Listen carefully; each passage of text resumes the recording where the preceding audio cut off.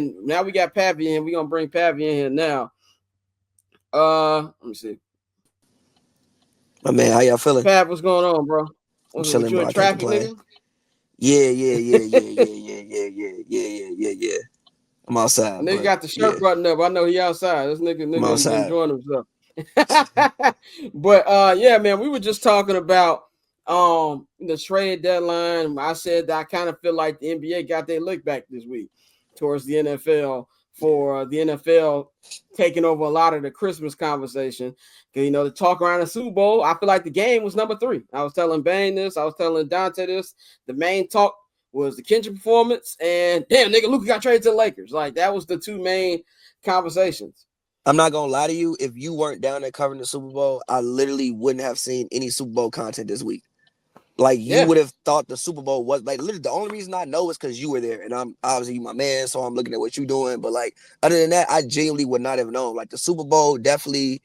I think now it's picking up, and I think towards the weekend, it'll like Friday, Saturday. I think it'll pick up more. But this week, like literally, even on every like, granted, not like I watch a whole bunch of sports media, but even on when I did catch it, it's still the Super Bowl wasn't what anybody was talking about. Yeah. And the Chiefs going for 3. It was the trade deadline. Where is Jimmy going? Luka's with the Lakers, AD's with the Mavericks. That was the main talk of the town, and not the Super Bowl. Yeah, and that's how I felt down there. Like, there was even this video, and Nikhil will know because Nikhil was up there. I think it was Sports Illustrated was going around, and they made a fake trade about LeBron being traded to the Warriors, and they were asking different Eagles and Chiefs players, and they were like, "For real?" And they checking their phones, like, "No, you capping, bro. Ain't no way that happened." Like, that's just how much it was talking about that. But the spectacle of the Super Bowl is why it's still the Super Bowl. Obviously, it's the biggest event of the year. It was just crazy being there and seeing all these people from all different forms of entertainment there for that week. But let's talk about this Luka trade. I know y'all been talking about a lot on Hoops and Brews. I'm still confused by it. Like, I don't not from the Lakers perspective. I get it from the Lakers perspective, 100%. But from the Mavericks, I just don't understand the motive for this move. We might not know now. This might not be something that comes out to the offseason or 6 months from now, maybe even years from now. I believe something personal happened between Luka, Nico Harrison, and some other people in the Mavs management, because everything they're saying to me just doesn't make sense. I don't buy the weight thing. I don't buy that they just didn't want to pay him thing. I don't buy none of that. To me, something personal had to have happened. And especially you only shop him to the Lakers. It was a little weird. Pav, it's been almost a week since that. What has your opinion on it changed? What you thinking about this trade almost a week later? I buy everything he said. Like, to me, number one, I'm somebody who, I've said this many times, I don't know if Luka's body, if he continues to go the way he's going, is going to last 10 years. I genuinely don't know if his body will last 10 years. Number one, he's been with what we forget. He's been a pro since he was 16 years old. And if you go back to the bubble and look at the way Luka looked in the bubble and look at the way Luka looks now, that looks like 2 different human beings.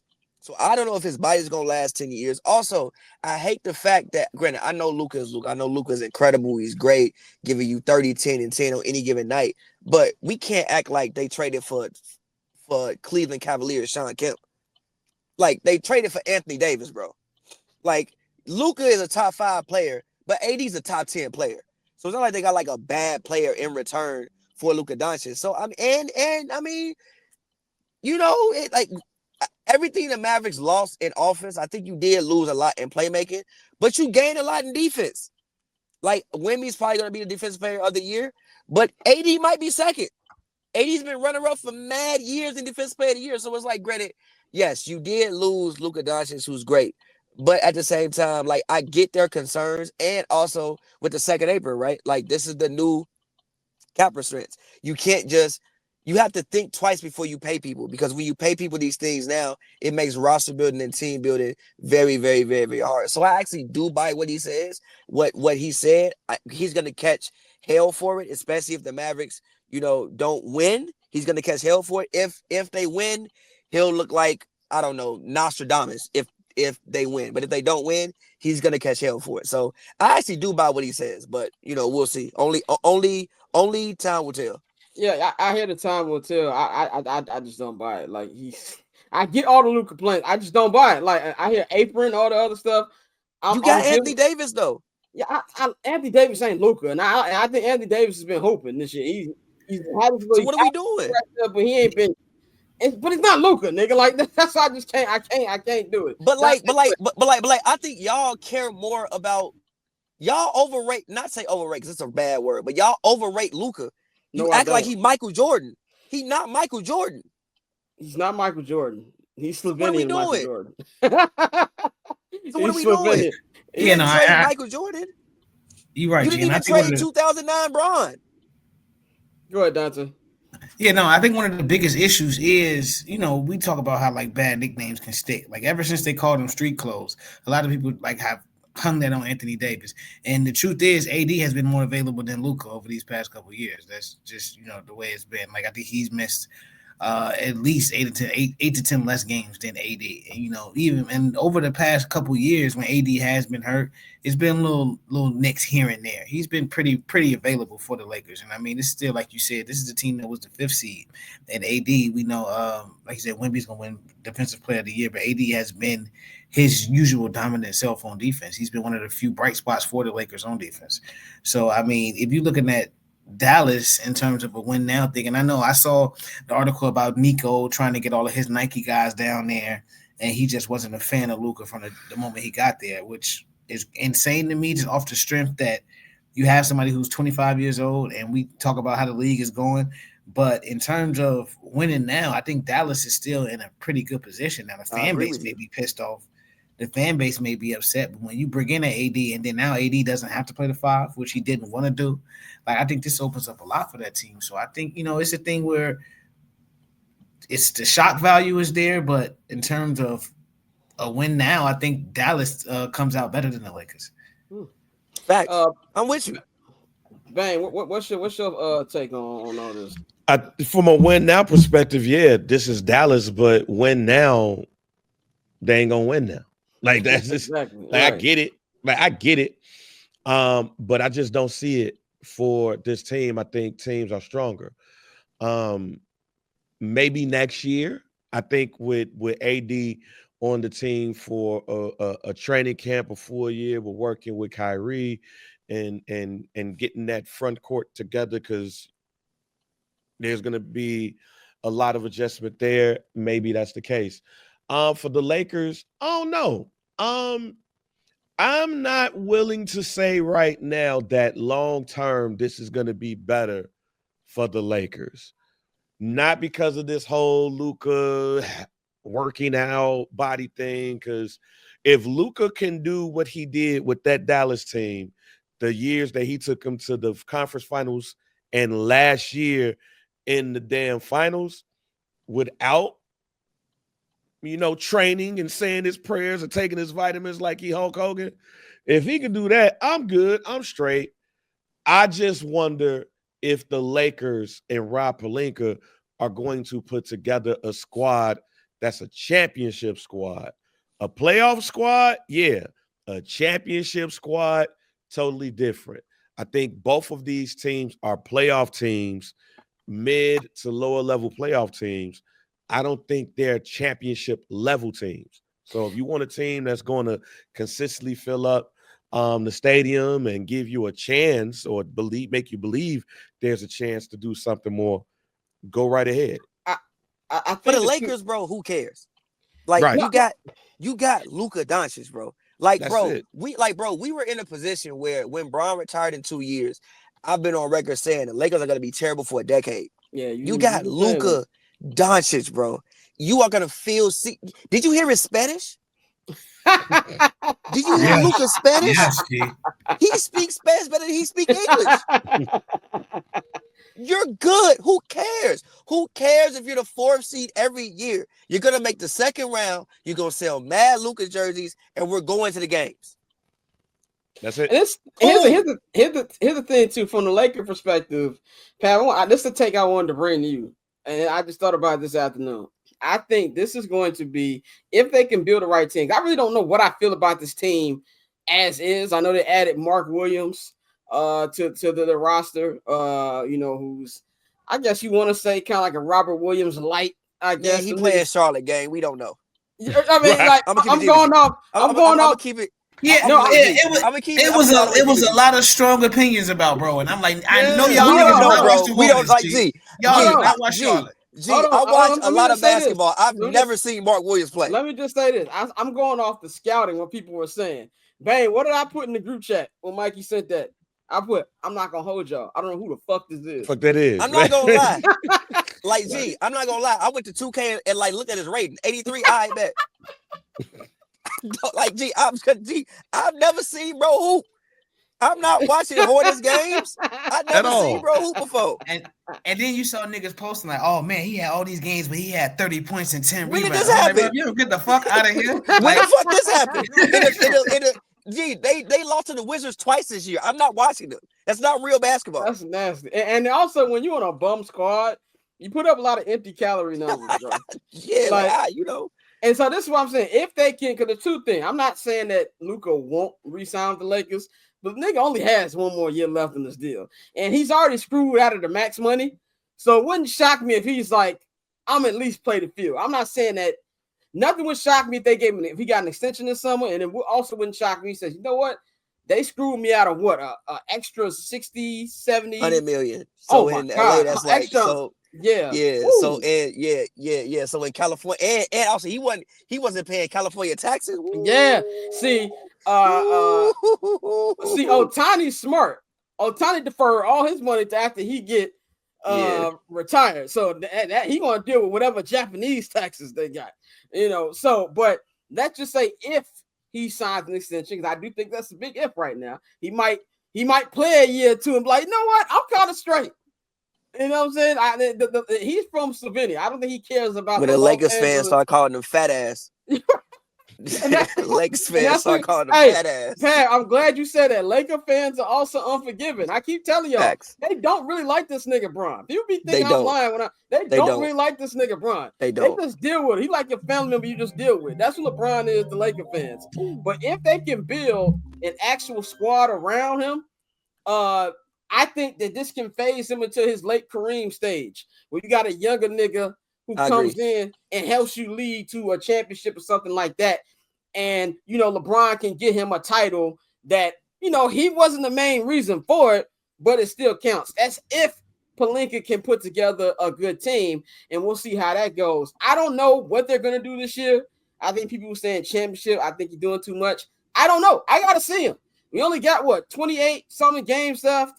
Luka's supposed to come back on Monday. Even when he does, I want to see how him and Bron mesh. I just think there's so many other teams better. The Thunder were already better. They get Chet back. Chet got off his injury a couple days ago. He's gonna be back. Houston's playing really well. You're not about to tell me Houston better than the Lakers, G. I'm not. I didn't say that they were better than Lakers. I'm not going. I'm not saying you're not about to tell me Amen Thompson and Jalen Green better than Luka Doncic. All I'm saying is I'm not. I think we can't just throw them in there just because they got star power. Is what I'm saying. I agree with you on that, but you said Houston. Name somebody else. I'm naming teams who are having good seasons. I ain't saying it's gonna beat anybody. And then out east, I still think Boston repeating. I don't care what they've been doing. They're doing the full championship team coast through the regular season type deal. I don't buy Cleveland, but I think if anything, we have LeBron James, Luka Doncic, you give yourself a fighting chance. And I think that's something that's good. As far as the Mavericks, yeah, Anthony Davis is great. And I think that his injuries the last two seasons have been overblown more than him actually missing time. So I think if healthy, that could be a good team. I just don't see them beating anybody of substance either. So, but let's talk about the other trade that happened. The second biggest trade that happened this week, Jimmy Butler. And I'm going to say this. As a day one Jimbo Buckets fan, y'all know me. I've been a fan of Jimmy since he had the crappy haircut and he had that that pickup truck in Chicago when he was D Rose and Joakim Noah's rookie. Jimmy got a lot of nerve, man. Now, Jimmy is one of the few niggas who fail up all the time. He failed up into a contract that gives him $60 million for a year for the next 2 years. He just decided not to play basketball. People who saying, "Oh, Jimmy can't do this, Jimmy can't do that." It's not that Jimmy can't play. Jimmy don't care. When Jimmy don't care, That's just an issue. Jimmy got sold. Jimmy got sold. But I don't. To me, it's whatever with this trade. I tweeted that this trade is like when the lights come off of the club and the Warriors just pointed at the first girl they sound. That's what this is to me. Pat, we know you got roll in a minute, but what you think about this trade, and if there's anything else that stood out to you in this trade deadline? I mean, it's cool. Shout out Jimmy, bro. I mean, honestly, bro, I want to look at this trade from the Miami Heat standpoint. I think you get Wiggins. You know, you put him with Spoelstra. Like, you know, I've been a big Wiggins guy since he first came into the league. But you also got Davion Mitchell. You got Kyle Anderson. You got a pick out of them as well. Like, I think the Heat, like, you roll that in and you get back to, you know, kind of a defensive first philosophy. You got an all-star in Tyler Hero. You still have Bam, like, and you take pressure off Bam as well now because you have, I think, Ware, I forget his first name, but Ware can actually be a legitimate starting center. So you can, like, take Bam, who's like 6'8", 6'9", and really put him at the 4, which is probably where he should be. He can't shoot, but still put him at the 4. I like what Miami got from this deal. For the Warriors, I mean, you owe it to Steph to try, bro. You're right, yeah. Like, you owe it to Steph to try it. So you can bring in another guy who's been an all-star. He may be a Hall of Famer. Like, you owe it to Steph to at least try. As far as system-wise, I mean, he can get a bucket. He can still guard, but the spacing is going to be terrible. You got Jimmy and Draymond. Well, maybe Jimmy could shoot better than what we all think he can shoot. I don't know. But you know what I'm saying? The spacing is probably going to be terrible. But, again, you owe it to him to try. And as far as what else took out this trade deadline, pray for Chris Middleton. And pray for Marcus Smart. They shipped him to the shadow realm. But I like Kyle Kuzma with the Bucks. I think that Kuzma, even though he's been playing fake basketball the past couple of years in Milwaukee, I do think that he's better than what Middleton is right now. So I do like that deal. And also, I like what the Raptors did with getting Brandon Ingram. You know, I know people say, aren't the Raptors tanking? I swear to God, Brandon Ingram is not going to stop them from tanking at all. But I like the lineup that they have now. You go in, you'll still probably get a top, let's say, 7 pick, and you have Quickly, RJ, Ingram, Scotty Barnes, and Jakob Poeltl. I like that starting 5 for them, especially in Toronto, because it's not like, even though Toronto is a great city, it's not a real free agent destination, so you don't really get free agents. Because it's not America. Facts. It's not America. Even though Toronto, I love Toronto, great city. But like you don't really get free agents, so you had to do something when you have a guy like Bi who is an all-star, can't get 20 points. You got to do that. So I think the main thing that stood out to me was the Bi deal, and I rock with the Bucks getting Kuzma. All right, Pat. We know you got a roll, man. We will holler at you. Final, real quick. Who you got in the Super Bowl? You hear me or you left? Pat, can you hear me? Yeah, I think that nigga left. Anyway, he had to roll. But yeah, man, we're gonna finish this real quick, and then we go into our actual Super Bowl talk. Here's my thoughts on a couple of these others. I think Pav just hit the nail on the head on Jimmy Butler thing. Like, you owe it to Steph to at least try.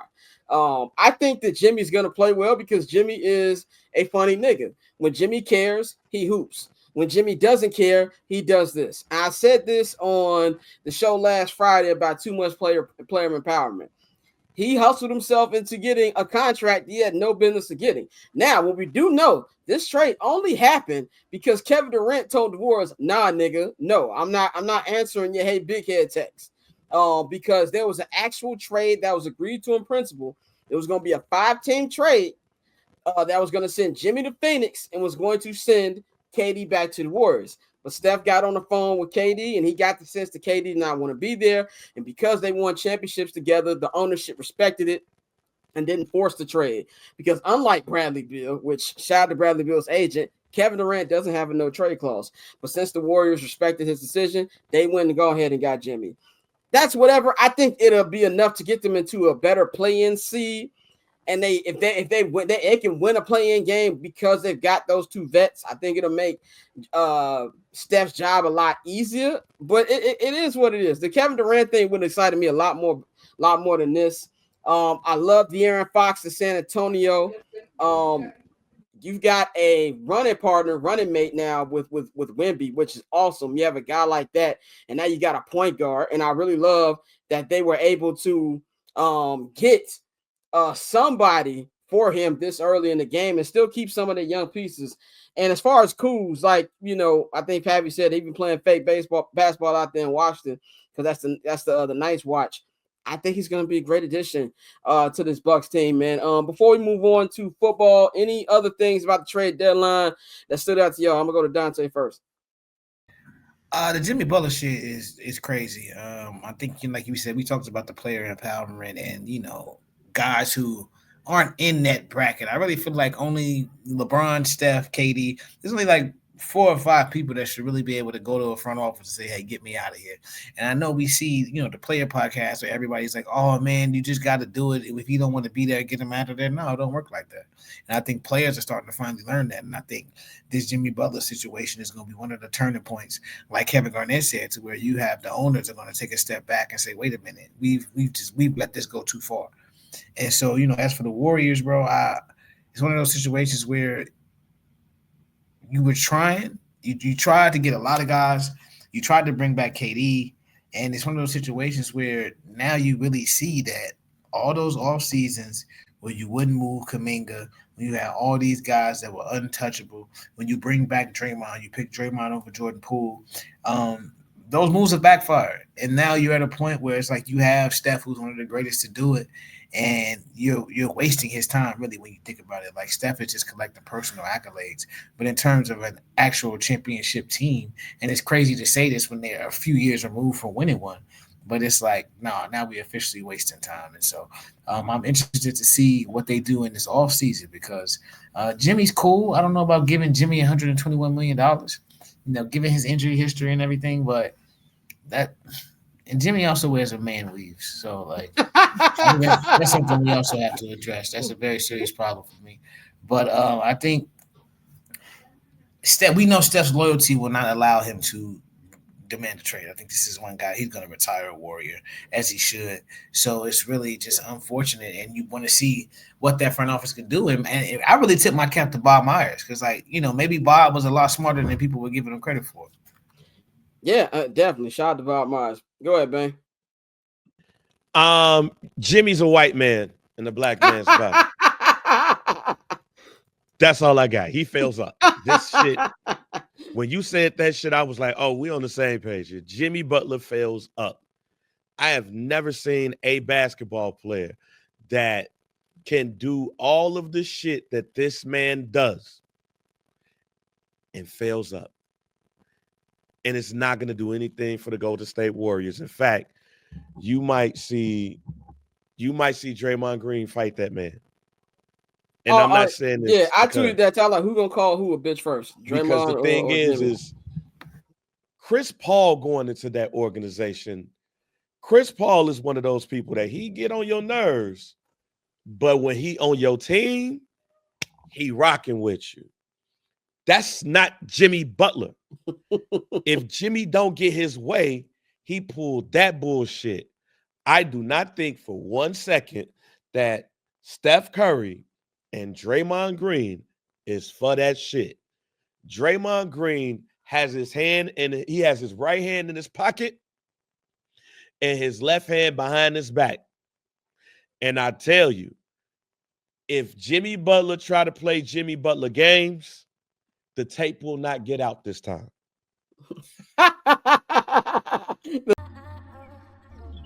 So cool. Triple double hat trick, I know the code too. Ice trade, go for trade, yeah we cold too. Getting paper on these player haters, old news. Money on the other line, so I'm not gonna hold you. Money on the other line, so I'm not gonna hold you. Money on the other line, so I'm not gonna hold you. Money on the other line,